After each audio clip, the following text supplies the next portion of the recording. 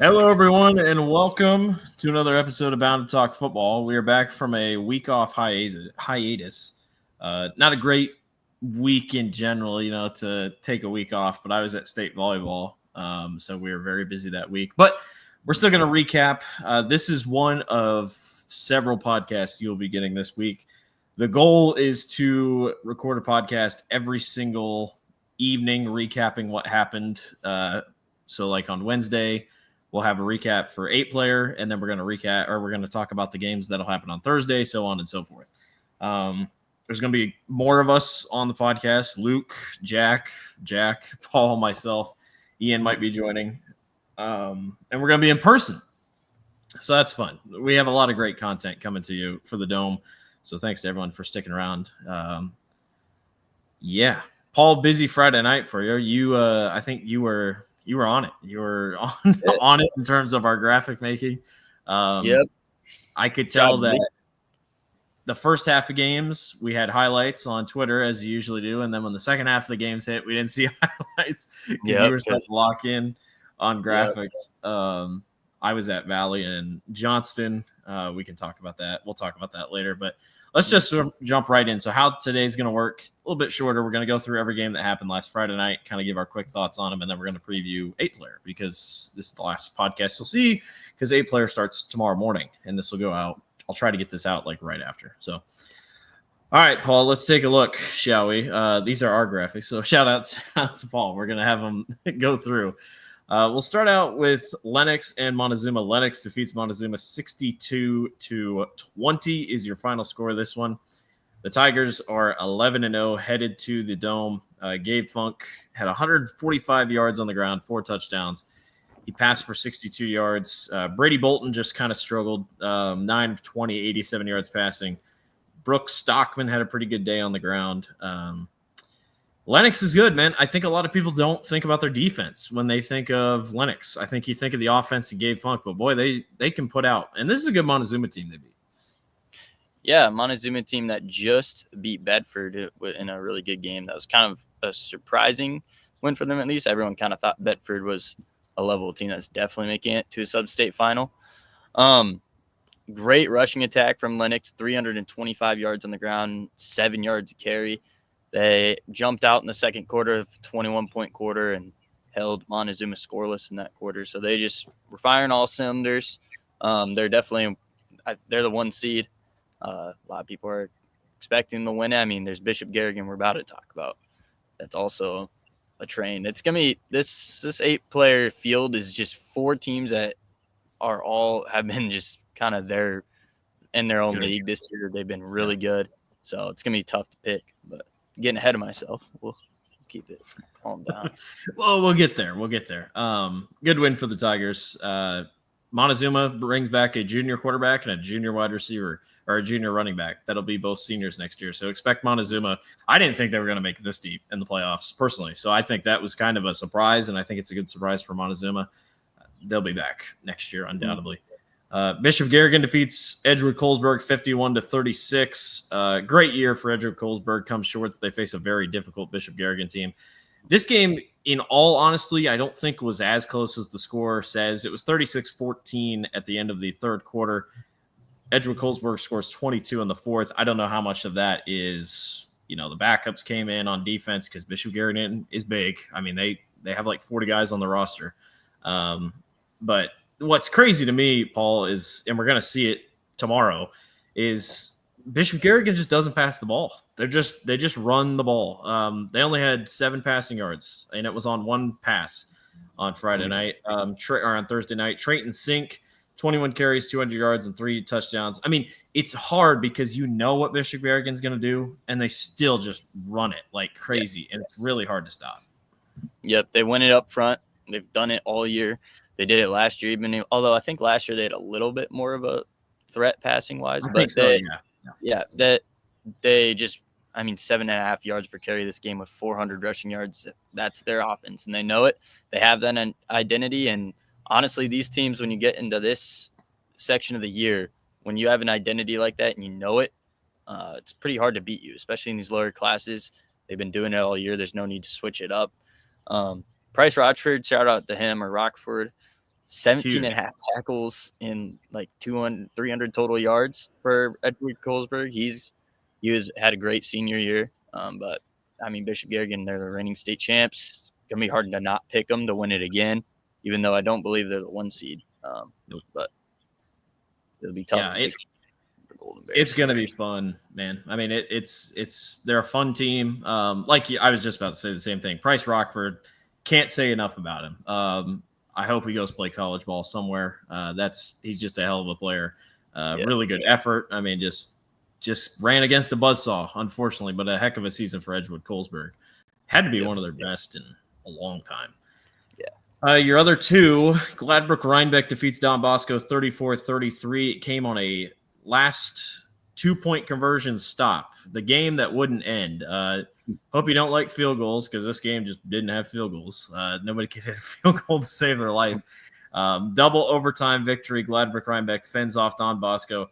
I'm going to be honest, Paul. I thought Don Bosco was the better team. I think they are the better team, but I think they just got outplayed. I think Drew Eilers put the team on his back. I mean, absolutely. 176 yards passing, 3 touchdowns, 99 yards on the ground and 2 touchdowns. They just played better. I mean, they just came out and played. Overall, the game was so back and forth. I mean, 14-7 at halftime, 21-14 third quarter, 21 all fourth quarter, and then they just kept going back and forth. This could have gone either way, but shout out to the Rebels, man. I mean, they just got it done in the end. Yeah, I mean, the Rebels did it with 2 turnovers. They lost the turnover battle and still won. The missed PATs are just funny. I mean, here in overtime and the other team misses a PAT. All you needed was a kick. Touchdown in your brain, but they didn't get it done, but ended up winning, so it wasn't a big deal. Yeah, Kyler Knack, great season. He was putting the team on his back, but Drew Eilers, I mean, that's a guy that we're going to talk about, I think, towards the end of the year. We haven't talked about him as much, but he's like top 5 in tackles and top 5 in touchdowns. He's having a crazy year. Gladbrook-Reinbeck, very legit. They get the revenge. This was a rematch, so one of those scary. I mean, if you're Don Bosco, I'm sure it kind of sucks you had to replay this Gladbrook team because they're really good. It's a heck of a win. Good for the Rebels. Don's in the year with just 1 loss. Remsen St. Mary's defeats Audubon. The Hawks 61-20.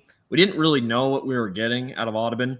They were an undefeated team, kind of a so-so schedule. There were a couple close games, not close calls, but like I think of the Collins-Maxwell game, for example. It was definitely one that a couple people jumped off the page, but yet they destroyed Woodbine, and that really turned heads. And I think that game will be one that people really think back, and Woodbine fans especially be like, man, what in the world happened to that game? Nothing really crazy on offense. I mean, they have a freshman quarterback who 2 of 3, 53 yards, did his job.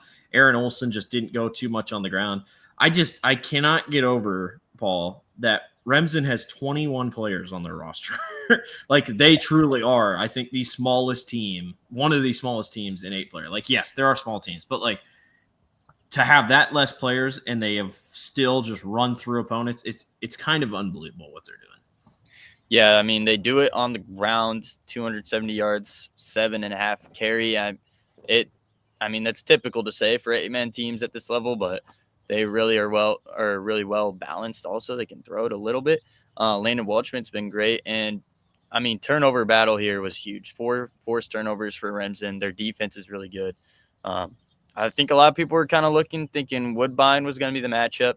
That was kind of supposed to be a big rematch, but Ottoman, I mean, came out and throttled them. And but I mean, Remsen this game was on a different level. It was pretty clear. It was like 46 to. Was it 0? What was that? It was like 60. It was 6. Yeah. Remsen was just on a realistically, Remsen, I think, kind of pulled off the gas in the fourth quarter. And it's like, how do you do that when you have 21 players? But they did. And, could have been easily 61-6, I feel like. But dominant. Shout out Landon Waldschmidt. 6 of 9, 92 yards, 4 touchdowns. He threw 4 touchdowns on 6 completions. 126 yards rushing, 2 touchdowns. Colin Homan was the leading receiver, 3 catches, 2 touchdowns. And then he also led the team in tackles.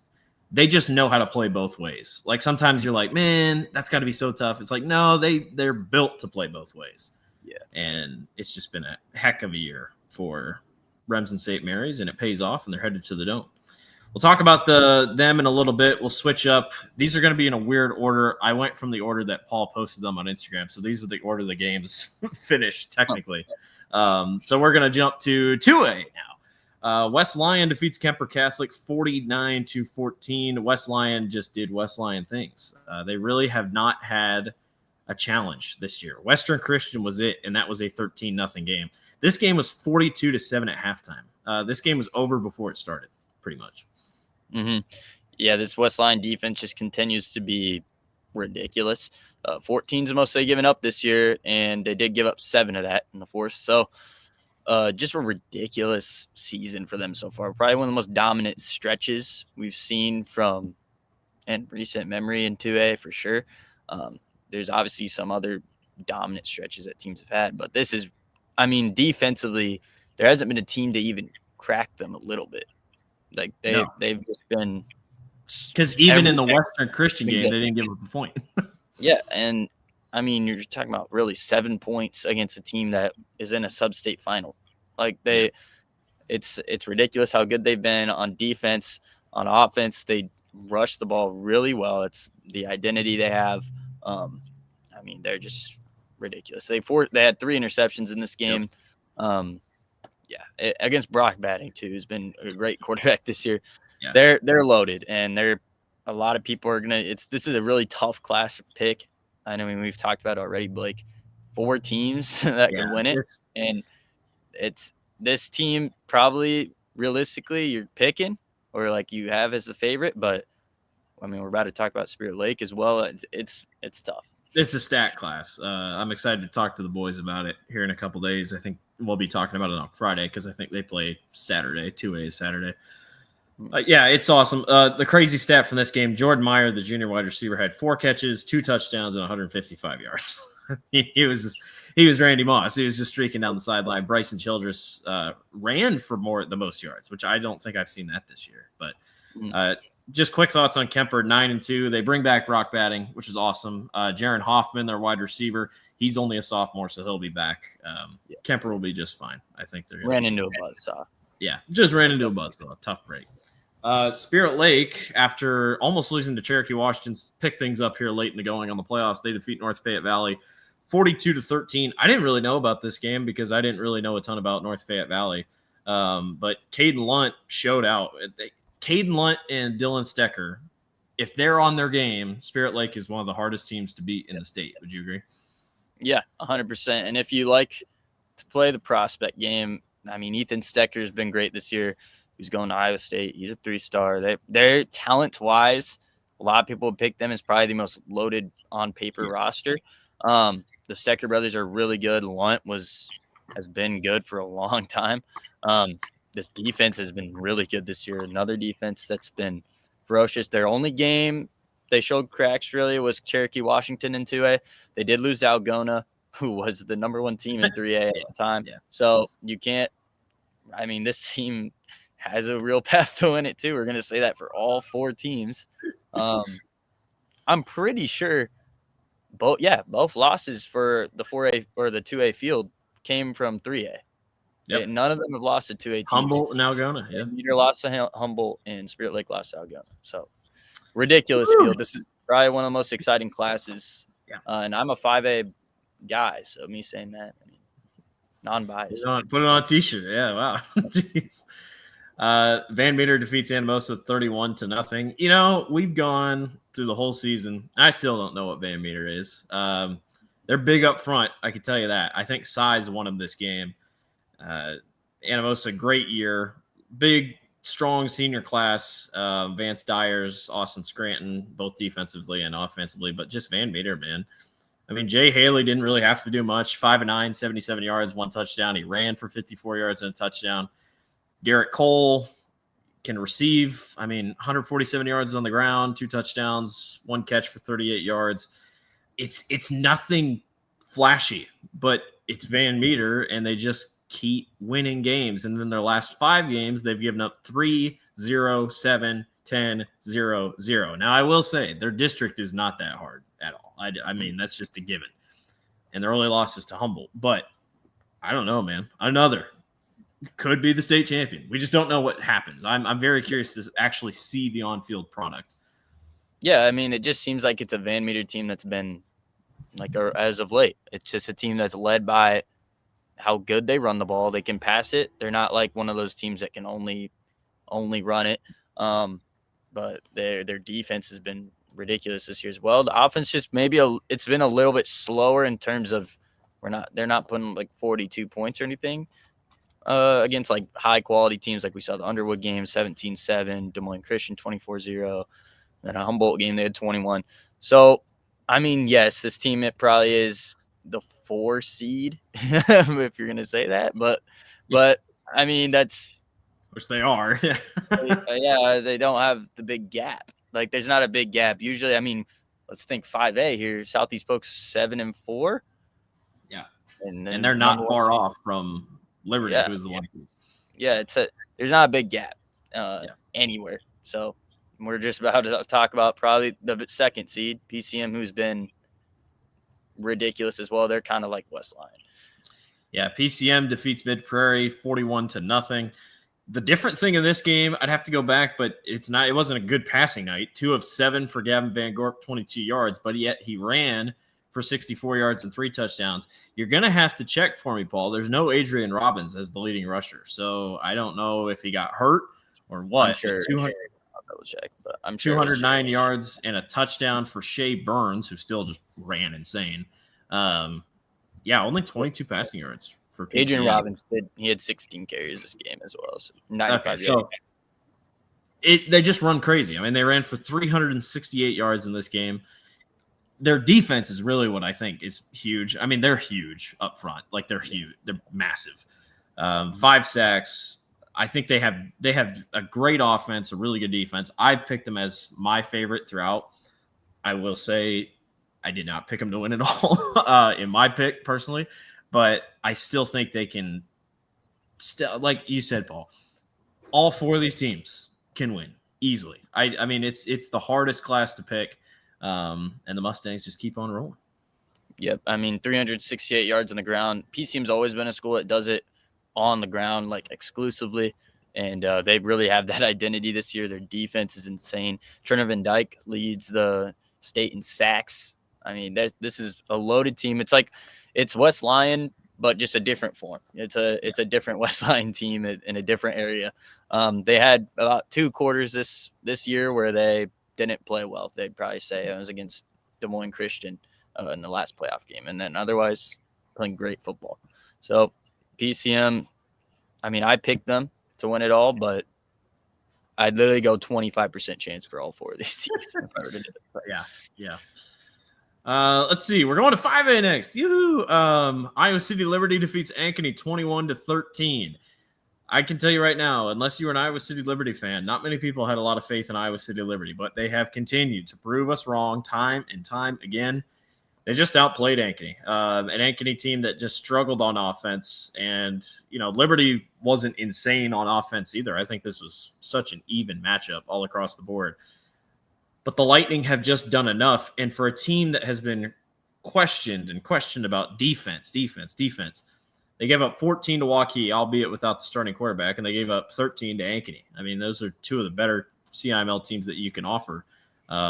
Liberty was challenged with 2 CIML schools, and they beat both of them. So I don't think you can say much about them anymore. Give a ton of credit to them. I mean, they're going to the Dome. They've only been a football program for 7 years, something like that. They've only been at school for 7 years. All the credit in the world to the Lightning. Just an unbelievable story. Like, they're the 1 seed, man. Who would have? I don't think anyone had Liberty as even close to the Dome this year in terms of preseason.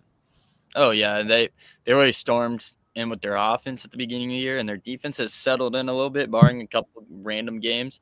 That Reese Reddick, just an insane year for them, and he's been playing great. And then they've got Sutton Kohler as well.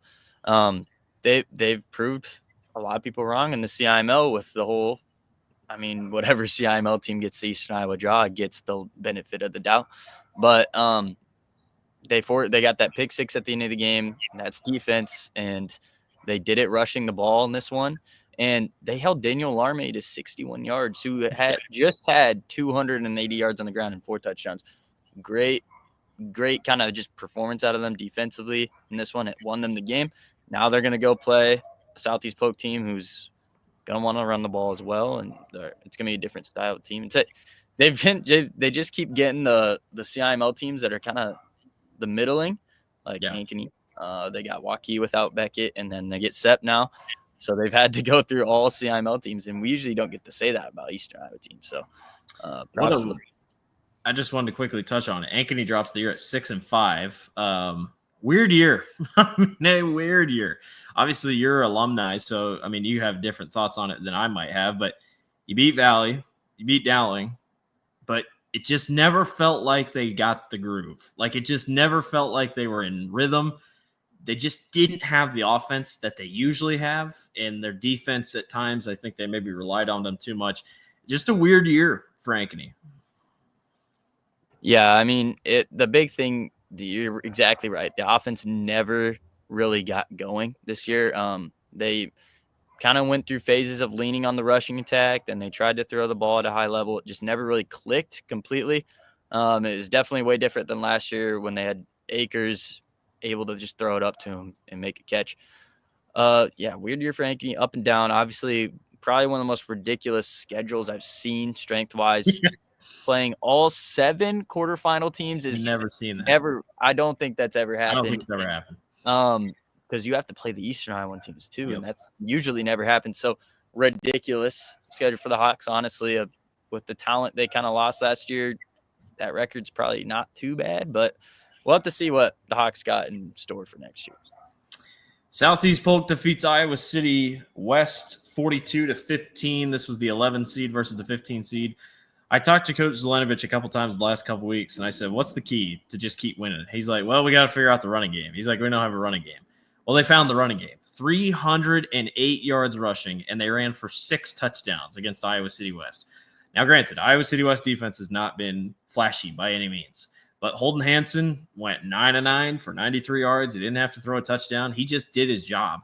And Southeast Polk, a team that I think some people thought was done in week 5, week 6, sitting under 500, has just chipped away slowly but surely. And just like 2A, I'm confident to say any of the top 4 teams in 5A could win it, because now in a world, Southeast Polk could just do it again and just go out and win 4. And I don't think anyone would be surprised if they won 4 in a row. Yeah, this would be insane, because I mean, we'd all agree that it's kind of like a Valley situation right now, probably from last year. They get in, and they didn't really necessarily have the record. At times, we thought their season was hanging in the balance. They just did a complete identity swap. It's insane. To win this game. They went from, hey, Holden Hansen, go win us it, to, hey, we're leaning on the ground game. We're only going to throw 9 times, and we're going to win this game. Defense stepped up huge for Southeast Polk. Only allowed 8 points in the first half and then 7 in the second. That's perfect pace. And averaging 6 yards a carry, we hadn't seen that yet. Right. Southeast Polk this year. They're averaging like 3 yards a carry on the year. So huge identity swap. Props to them. Their defense has been good all year. We haven't really been concerned about their defense. I mean, the Johnson game was a lot of special team / defense turnover turning into points. So just great job by Zelenovich to coach this team up and bring him back to the Dome again. And they're the premier dynasty right now in 5A, and now they're in the Dome. We don't see – I mean, we saw Dowling lose in the Dome. That's the last time a dynasty fell. It was to Ankeny.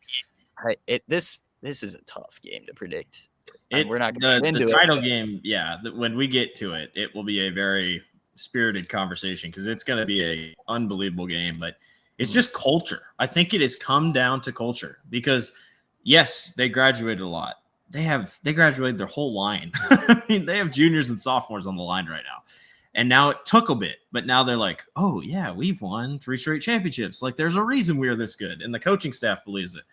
Like, it just works, man. And it's unbelievable. It is unbelievable. And if they win it again, it immediately should go to the top. I mean, I know the year that they had all the recruits is awesome, but, I mean, this team ain't flashy. It's just, if they win it, it's like, oh, well, that's just a dynasty continued. This would be the most impressive coaching performance I've seen in the 4 years that I've paid attention to high school football. This would be ridiculous because they're a talented roster always, but this would be not even close to the last 3 ones, talent-wise. So crazy, great job, everyone. Dowling Catholic defeats Ankeny Centennial 14-10. I mean, people are like, wow, it didn't really it lived up to the rematch, but you got to think the original game was also kind of this low scoring, and then obviously it happened. The goal line stand heard around the state, actually unbelievable. Going back and watching that, Ankeny Centennial hit the ball at the half-yard line and got 4 tries, and they didn't get it. I have never. I mean, that's just what championships are built on, man. That is what, if you buy in, and that's what that is, that's what happened. I think Dowling, they've been so up and down. And by up and down, I mean, they only lost to Ankeny, but they're winning close games, kind of like Southeast Polk did last year. And all this time, you're like, dude, Dowling hasn't been themselves, man. I mean, they've been shut out of the dome the last couple of years, and they come up big.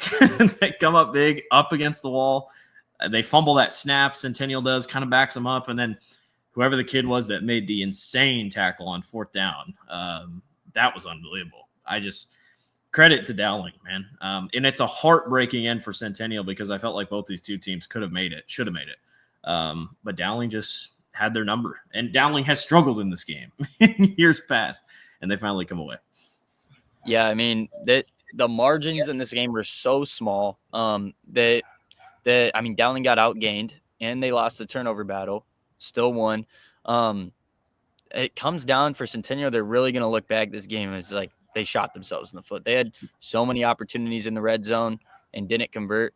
It was just, if that goal line stand is insane for Dowling. That was insanely impressive.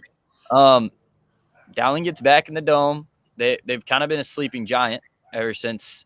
They had Smolik and made it to the dome that 1 year, 2 years ago, I think. So yeah, and then they got upset. They got upset by Valley. So yeah, it's been up and down for Dowling as of late, but they're back in it. Rashad Davis, obviously one of the best talents in the state. Sam Drexler had a sweet touchdown.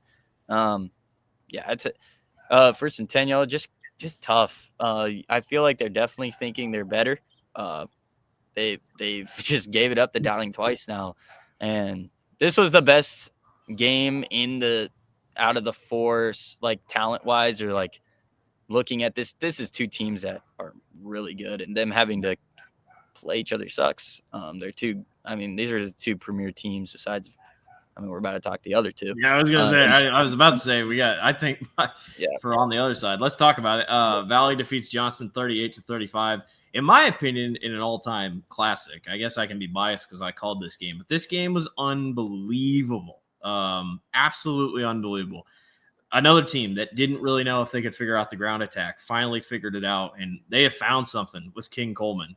Obviously, they had run that 3 running back option, Darius Mason, who didn't really get a ton of carries. It was just King Coleman. They figured something out. Valley's O-line got good pushes up front. Both defenses looked pedestrian because D'Angelo Barku did the same thing. This was just a game of big plays. There were 3 80-yard touchdown runs. Barku had 2, and then King Coleman had 1. You had the punt return touchdown by Vincent Peterson. You had the kick return by Micah Lalisher. This game was crazy. The ending sucks. It sucked. I'm just going to come out and say it. The guy, DeGroat was not down. He fumbled the ball, and Johnston picked it up and ran it back, and the ref called it down. If they would have gotten that touchdown, would they have won it? Maybe. There was 3 minutes left. It would have put them up 42-38. I don't know. At the end of the day, we're just not going to know. I know Johnston just feels heartbroken by it. I felt heartbroken for him just because it's a bad way to lose. But you just play with the circumstances you're given, and both teams deserve to win, and one of them had to come away, and Valley just finding ways to win back-to-back games where they win by 3. I take it as you want, but they're good. They're figuring it out. Yeah. They've been a find a way to win team kind of this year, and the offense for a brief moment in this season was starting to become a pretty major concern for them. And then they got the rushing game going, and now they flip-flopped. At the beginning of the year, it was completely pass-oriented type of offense, and now they flip-flop to rushing. I hope for them in the dome that it gets balanced, and I feel like they were decently balanced this last game with DeGroot. Receiving total is not great, but with their receiving core, I think they've got to get them involved, especially at the high-level football they're about to play, and they played Dowling. We know they lost that game last year, and last was that week 2, I think. Early in the season, yep. So, yeah, this game was insane. I didn't get the opportunity to truly watch it. But I just kept checking. I'd be like, holy cow. It was like big play. It was wild. A sweet game. So it was it's a tough year, tough end for Johnston. I mean, when the defense that they had built all year, you are disappointed that you gave up 38 points. I mean, just plain and simple. Now, granted, Johnston left 4 points up on the board. They missed a field goal earlier in the game, and then they missed a the PAT got blocked. So, different game. It's 39-38 and you come away with a victory. So yes, you can be mad at the ending, but it's like you had opportunities. I gotta get away. Did they go for 2 at some point? Yeah, they did. Got the 2-point conversion. So they technically just left 3. It could have been tied going over. Yeah. I got to give my claps to Will Nuss, though. Heck of a career, Mr. Will Nuss. We're gonna miss you, man. It's been a long 4 years. Yes. But heck of a career by Will Nuss. I wonder if he ended up as Johnson's all-time pass leader. He had to have, I feel like. Maybe they'll post something about that. Yeah, maybe. But shout out Will Nuss, man. Heck of a career. Shout out D'Angelo Barku, man. I was very impressed by that. But yeah, just tough way to end it. But yeah, 5A is going to be fun. This is, what is this? 3A. I got 4A. 4A. There we go. North Scott defeats Decorah 28-24. The Lancers had their back up against the wall. They rally all the way back and defeat Decorah. What was the score here? Let's see. It was 17-7 at the end of the third quarter. North Scott comes they score 21 in the fourth quarter, come all the way back and win. Chase Smith had a day, 345 yards and 3 touchdowns. Did they run the ball? Yeah, they had 20 attempts. I think at least 20 attempts for 42 yards. Yeah, I think Boxer were watching. When their offense wasn't going, they were trying to be balanced and run the ball. And then they hit the fourth quarter and were like, well, we only have one way to win this game. It's pass. And Chase Smith did that exact thing. That's awesome. Massive comeback for them. And happy to see North Scott kind of they may not slept on would be the word. I feel like we haven't talked about them amongst the top. Yeah. And they go on the road to a Decorah team that was firing. Their defense had been playing out of their minds, and they get it done. It's a very tough way to end the year for Decorah. Your quarterback gets hurt, and then that kind of derails the whole team. Tanner Cadell, I don't know, just based off box score watching, I don't know if he is originally their running back and they had him play quarterback because he ran for 132 yards and 2 touchdowns, but he also passed for 69 yards. I have no idea. I don't know if that's just their backup quarterback who turned into a slash running back or what happened. I mean, they ran for 240 yards, but yeah, North Scott, I mean, we're not going to talk about until when we preview, but could figure out some running game here. I mean, you don't want to just have to go to the dome and pass. Now, granted, we've seen teams do that. We've seen Harlan do it. They beat Harlan doing that a couple years at the dome. But, yeah, North Scott getting it done. Shout out to Chase Smith. Why is North Scott so good at churning out quarterbacks? They got something going over there. And Carson Lage as well, 11 receptions, 200 yards, 2 tutties in that one. So, yeah, great win for them. That would be fired up. I'd be fired up after that one. North Polk defeats Xavier 35-14. Xavier, no stats in this boo. Nathan Feldman, crazy. I mean, what else can you say? 5 of 7, 52 yards and a touchdown pass. He runs for 148 yards and a touchdown. North Polk in general runs for 304 yards. I mean, they did everything. They had 2 sacks. They had a fumble recovery. Did they have any picks? They had 3 interceptions. Yeah. I mean, this team in recent years, it's been like, okay, they just have an offense. And now the defense has started to figure it out. And man, they are so good. Xavier finishes at 7-4, but we've talked about it so many times. They are so young. It's actually kind of impressive what they did do this year with how young they are. They will be back. I'd put them as one of the heavy favorites next year. But Comets, man, just keep rolling. Yeah, I mean, Feldman just having literally this is like an Iron Man year. He does it on defense, does it on offense. Their rushing attack is so scary. BJ Tate and him. Yep. They're loaded. This is the number one team in this class. They proved it all year. Undefeated record with a really good schedule. They deserve it, and they stomped on it. That's a 21-point victory. Like that's not against Xavier. And Xavier, and they last year was it really close? It was a really good one. Yeah, it was because this was the same game from last year. Yeah, so they improve. Although Xavier did lose some talent there, but I mean, yeah, it comes down to Xavier's young, but I was kind of expecting this to be like a blood or like a war, and it turns out they just kind of defensively crush Xavier and drop 35. I mean, great. The Comets are legit. I think I saw your pick too. I picked the same. The post will go out tomorrow, but I picked them to win it all. I just don't see anyone stopping them. The other side, Pella defeats Gilbert 19-14. It really sucks that this was a rematch from a couple weeks ago, but Pella comes out on top.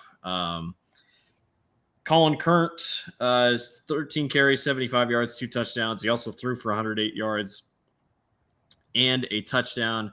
Pella just played good football. I mean, all across the board, 113 rushing yards, and what cost Gilbert, in my opinion, 52 carries, 247 yards, and 1 of 3 passing, 1 interception.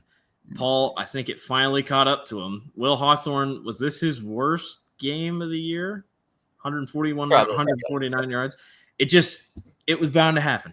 It was bound to happen. Their defense really carried them in most parts of the season, but it was going to be hard to sustain what they were doing.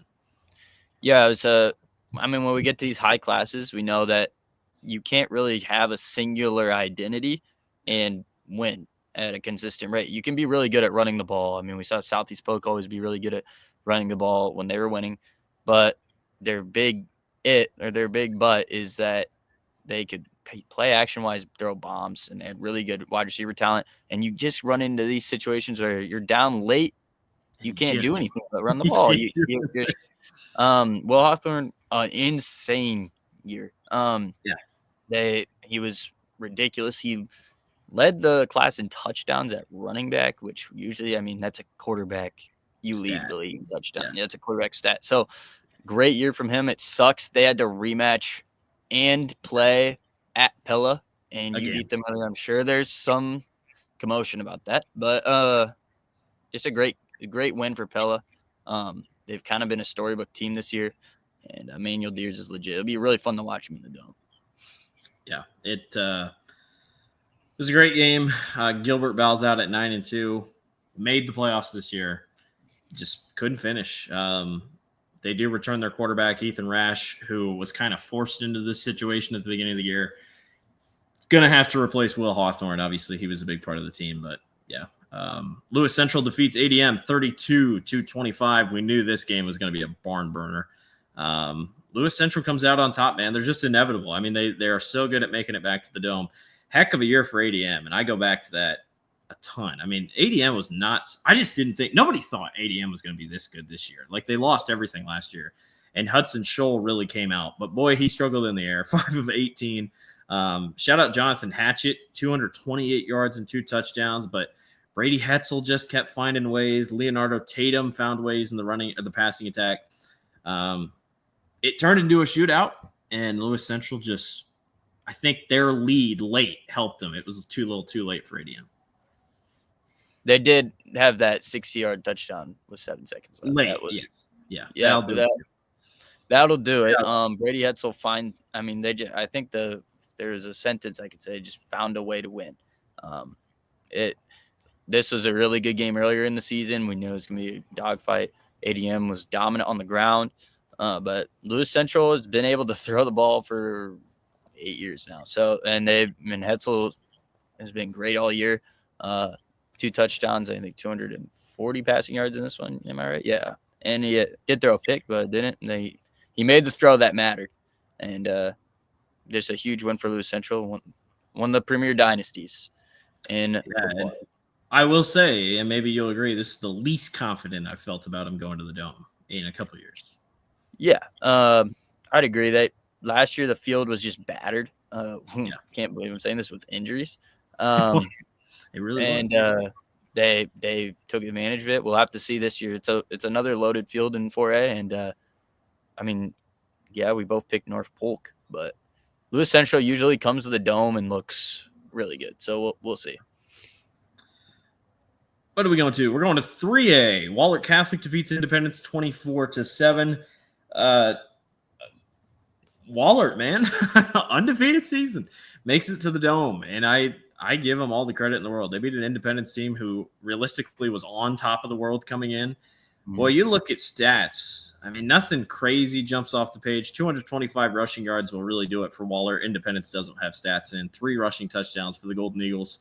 They did have 1 interception. Yeah, man, this is a good team. I don't think their schedule is crazy. I'll come out and say it. I think their 2 best wins are over Independence. But, I mean, give credit to Wahlert Catholic. They have just found ways to stay on top. They have not faltered at all, and they deserve to be at the Dome. Yeah, I mean, I'm kind of skipping it here, but 2 11-0 teams are not the 1 seed. They're playing each other. Crazy. I haven't seen that. I mean, it's probably happened in lower classes before, but schedule really, I mean, you're right. That just sums it up right there. Schedule just wasn't too impressive, but they beat Independence, and that's a legit win. And they played them earlier and beat them worse this time around. So impressive stuff for Wahlert. They've kind of been slept on all year, and they've been undefeated. It's on us. But hey, they've got a legit shot at this thing, but this field is loaded. We're about to talk about the other team. So, yeah. 31-28, Mount Vernon defeats Algona. At one point, Algona was up 22-0. And Mount Vernon comes all the way back and wins. Kalen Haverback, 14-25, 211 yards, 3 touchdowns. Cooper Hurd, 22 carries, 110 yards. Michael Ryan, 6 catches, 114 yards, 2 touchdowns. They just comeback, man. I mean, just an unbelievable comeback. This was a phenomenal football game. Menske throws 3 picks. Mount Vernon Halverback throws 2 picks. So plenty of turnovers galore. It's kind of amazing that Mount Vernon came back and won this game. But a Mount Vernon team that has gotten things rolling here the last couple weeks, no doubt. They beat Carroll 42-6, and then they win this game. I don't know, man. They look the part of a team that could win it all. In my opinion, I truly do believe that. They are a very talented football team that has found ways to win, and their only loss is to Solon by 1 point. So I don't know. And then on the other side, Algona, it's a very big what-if year. But guess what? They still have a lot of youth that I think they're just going to be right back here next year. Yeah, they've got Mount Vernon has 5 guys with above 10 TFLs. And I'm pretty sure if you sort in 3A, they lead – the top 5 guys on their team all lead their stats on TFL. They have 62. They had 62 sacks. They have 62 sacks. Yep. That doesn't even seem real. Heavy blitz scheme, obviously, and it kind of played its dividends here because Manske threw 3 picks, little Manske, and he had been really good all year at controlling the ball. By all year, I mean, 3 games he got the opportunity. Honestly, yeah, Algona, it's a what if year, but you said it, they've got talent coming back. With that Nathan Manske, he looked good as a sophomore already. So, he has. They're going to be just fine. Yeah, they'll be just fine. As for Mount Vernon, there's a lot of juniors on this team too, and to come back and get a sub-state win like that is massive. Did it passing the ball, really? I mean, defensively probably as well. 2.7 yards to carry on the ground. Shout out to Mount Vernon. The Mount Vernon wants to win one of these again so bad after what happened against Harlan a couple years ago. It's like they are hungry and they get a chance. Mm-hmm. Humboldt defeats Solon 35-3. I think everyone, including myself, was just like, there's no way Humboldt's going to keep this going. Like there's no way, right? I mean, they're just they're good, but are they that good? Dude, they're good. Cohen Madsen, 20 of 30, 276 yards, 3 touchdowns, 34 yards rushing and a touchdown. Basically, the Nathan Feldman of Class 3A. Held Solon to 3 points, dude. That's a Solon team. Ty Bell, Eddie Johnson. It felt like this was, if Solon was going to do it, it was going to be this year, and it's a big what-if year again for Solon. But, boy, this Humboldt team just found ways, and they're just so dang talented. Yep. They got 5 interceptions in this one. I mean, you're not winning a game with that, and their defense really shut out. It's the best game they've played all year. In other games, they've looked beatable. In this one, they didn't. They did it. They're young. Besides Cohen Madsen, I mean, that's a huge player to lose. But they look scary in the dome. Really tough. They're the 1 seed, and they had a loss. It's kind of funny. And there's 2 undefeated teams behind them. Who's their only loss? They lost to, I believe, Mount Vernon. Am I wrong? North Polk. We knew that. So that's to 4-18. When was that? Like week 2? Week 3. Oh, week 3, interesting. Yeah, I mean, that's a hell of a team to play. Number 1 seed in 4A, and you only lose by 8 points or 9 points. This Humboldt team's really good, and Cohen Madsen's led them to the promised land so far. So it's hard to not ride them all the way. Like they're on a run right now. I think I picked them. I can't remember. I think I did too. Let's see. Did I gotta go find my text. Yeah, I picked them. So I'd roll with them. This game, Sergeant Bluff Luton defeats Nevada 53-21. This game is 21-13 at the end of the first quarter. And I was like, whoa. I was like, Nevada. And then SPL scored 40 unanswered. This, I have heard people say, like people that have been in the sport for a long time, that this Sergeant Bluff Luton team might be the best rushing team they have ever seen. Like all around. They are the greatest rushing offense you have ever seen. These guys ran for 558 yards on 55 carries. That's 10 yards per carry. That's unbelievable. They woke up. I mean, Anthony Eaton for Nevada had 3 touchdowns in the first quarter, and that was it. They didn't do anything else the rest of the game. Unbelievable effort by Sergeant Bluff Luton. And guess what? They're 11-0. Best rushing offense in the state. They're going to the dome. Yeah, that's just a ridiculous stat. 10 yards per carry. That's crazy. North of 500 yards. I mean, I'm going to look at their totals for the entire year, rushing wise, and it's going to be silly. It's past 4,000. I know that. They've got 4,011 rushing yards on the year, 7.9 a carry, and 50 rushing touchdowns. You know what's the craziest part? I'd love to see their passing total because on Friday night they threw 1 pass for 16 yards and that's it. 439 yards. Total on the year. There's quarterback. But it's so weird. I don't want to be hypocritical because I was toward Gilbert, but we talk about these teams that can only do it in one thing. But you got to think Gilbert was one guy. I mean, this SPL team is the whole team. They have 3 running backs. And the only team to outpace them in rushing yards is ACGC in Class A. Yes.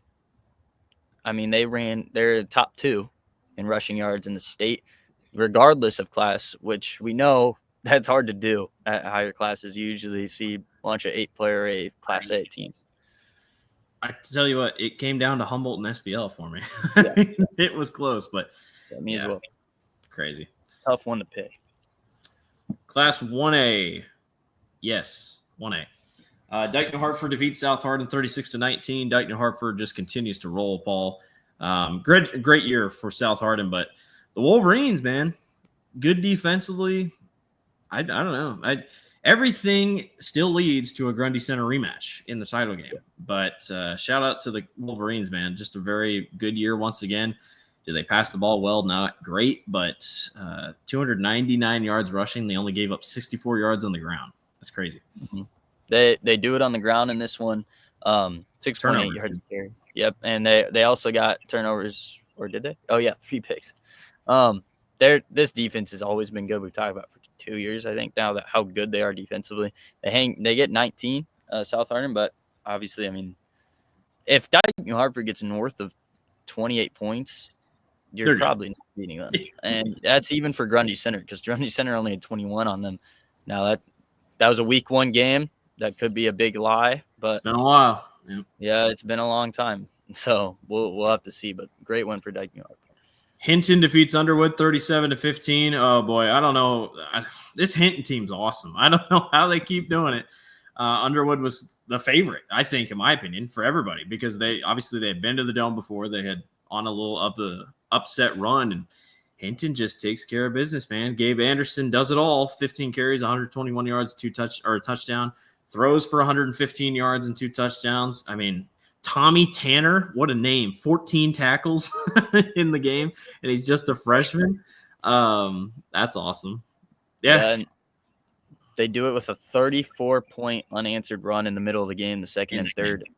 This has been a team that no one's really given the respect at all this year. They been picked against, at least by us in high sports, multiple times. I saw that clip, Yeah, I mean, tough, because we just keep picking against them and they keep winning. They're proving us wrong this year. And now you can talk. This is a 6-5 Underwood team, but they're a team that's dangerous, man. They were on a run, and like you said, they were probably favored for a lot of people. So great win for him. It is a great win. Shout out to him. Wilton defeats Regina 21-14. Wilton's first win against Regina Catholic since 1988. No better time than the present. Am I right?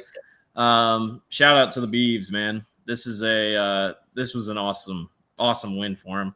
Lost to Regina literally a couple weeks ago, 20-8. Come back and win a game like this. You know how historic that is? I mean, that's crazy. Drew Keith, 224 yards and a touchdown, 39 yards on the ground. Owen Hassel, 126 yards and 2 touchdowns. No stats for Regina in this game. But I tell you what, Paul, one thing that when I was making the one graphic for like the statistics and stuff, Wilton is very good defensively, like quietly very good defensively. They had 4 picks in this game. Shout out to the Beavers, man. Great year. Yeah.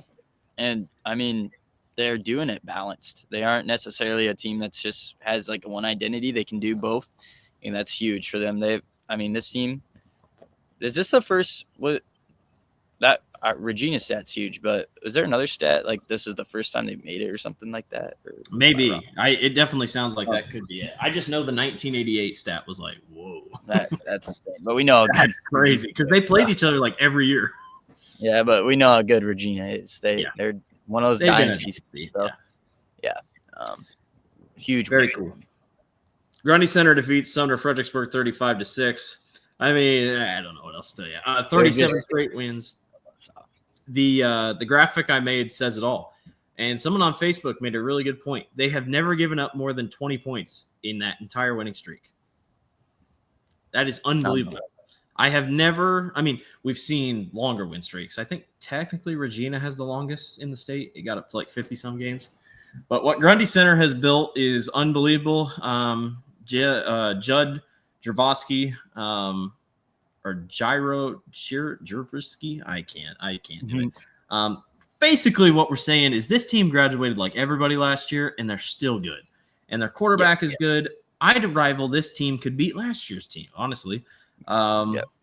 They've been so dominant. It's unbelievable. It is unbelievable. And, I mean, they gave up. Their defense is really the story, in my opinion. This team, they gave up 192 yards in this one. You're not winning a game like that on offense. I don't think there is a way unless both teams score 3-0 or something like that. So this Grundy Center team, every game this year besides week 1, it's been a no contest practically. They've dominated. In week 1, it was 21-7. Yeah, and they still don't give up points no matter who they play. So just they're the best. They're the most impressive dynasty as of now. I mean, Southeast Pokes up there, obviously 3 straight, but I think these guys, they don't lose. They haven't had a loss. Their closest game was that 7-6 game against Dyke New Hartford. Yeah, because even last year in the title, they beat MFL Mormac 42-0. Like crazy. Their combined score last year at the Dome was like 84-7. Yep. I mean, it's stupid. All right, finally, Class A. St. Hansger defeats Maquoketa Valley 44-13. This was way bigger than I thought it was going to be.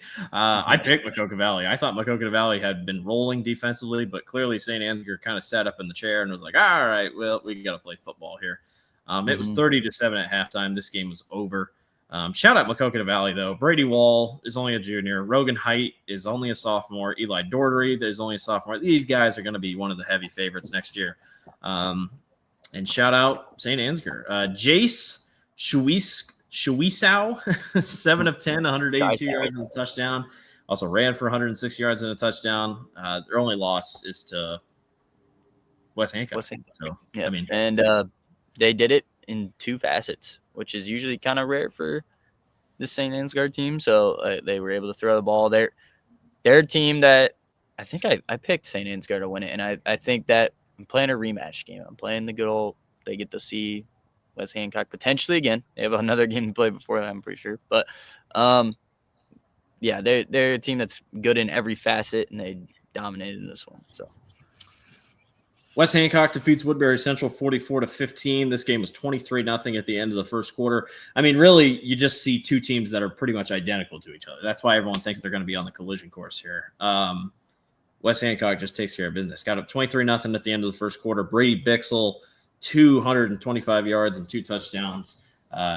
Zephyr Jamtagard, 5 of 6, 93 yards, 2 touchdowns. West Hancock's so good, man. I mean, there's a reason that they're also quietly one of the best dynasties in the state. If it wasn't for that title lost to Grundy Center a couple of years ago, I mean, they'd be on a nice streak as well. So, shout out to the Eagles, man. Yep, forced 4 turnovers in that one and had 7.5 carry, just domination.